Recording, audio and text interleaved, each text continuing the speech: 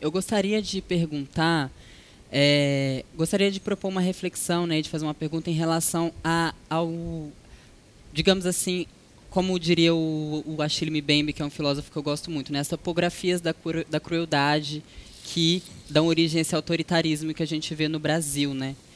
Então, assim, eu gostaria de propor uma reflexão sobre a questão da escravidão, né, da gente pensar sobre as origens totalitárias que a gente tem no país, desde a sua formação colonial e escravista.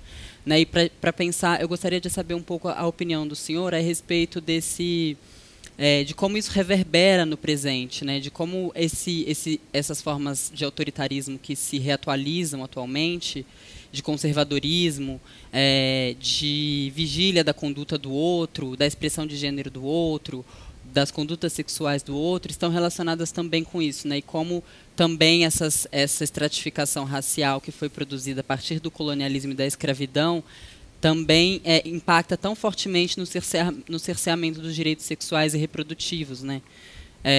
Enfim, todos os direitos que a gente possa gozar enquanto ser humano. Eu me lembro nas mobilizações de 13, nas ruas, eu ouvi uma cartaz dizendo que não é 20 centavos, que era a questão do aumento do ônibus, não é 20 centavos, são 500 anos.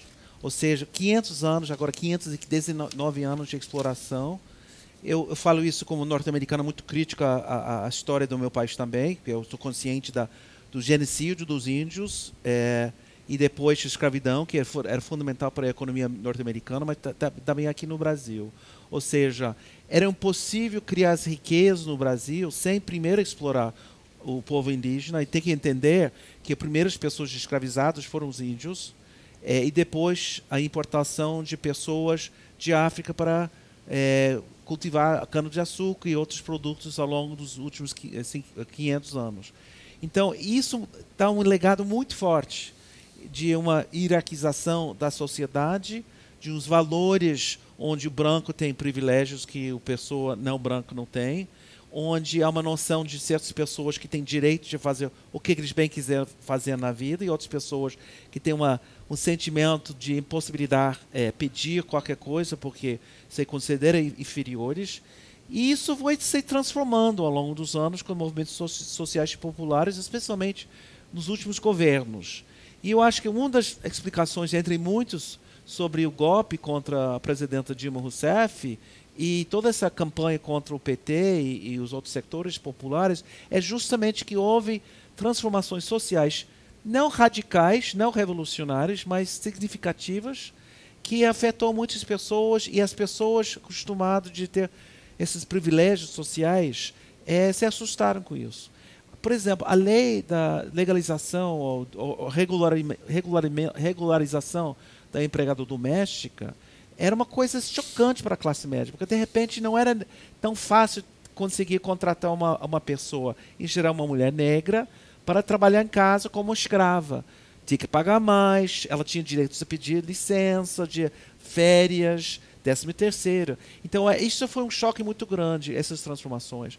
Isso vai em todos os sentidos, porque nós sabemos que ao longo dos últimos 40 anos surgiu no Brasil um movimento que hoje chamamos movimento LGBT, que reivindicou transformações sociais, culturais, sobre a maneira que as pessoas entenderam as diferenças de comportamento sexual e comportamento do gênero. Isso causou também muito ansiedade em setores sociais que culpam o PT, culpam os governos anteriores de ter aberto transformações sociais que não são boas para a sociedade. Então, eu acho que isso faz parte de uma situação congelada que foi lentamente criticada nos últimos 50, 60 anos, especialmente no processo da democratização, e as pessoas estão reagindo contra. Essa coisa de chamar para uma família tradicional é um exemplo de como as pessoas estão com muita ansiedade sobre a modernidade. Eles não querem enfrentar as coisas novas que têm surgido, as possibilidades de pessoas ter uma vida natural, normal, que antigamente foram discriminados e marginalizados.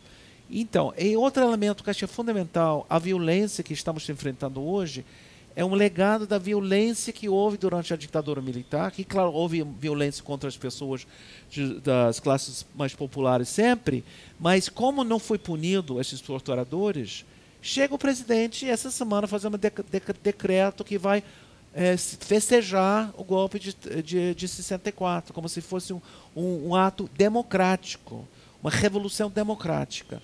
Como os torturadores de pessoas que assassinaram pessoas como seu pai nunca foram punidos, a polícia pensa que pode fazer o que eles bem quiser e nada vai acontecer. E essa presidente vai reforçando essa atitude. Então isso é a questão que me preocupa muito.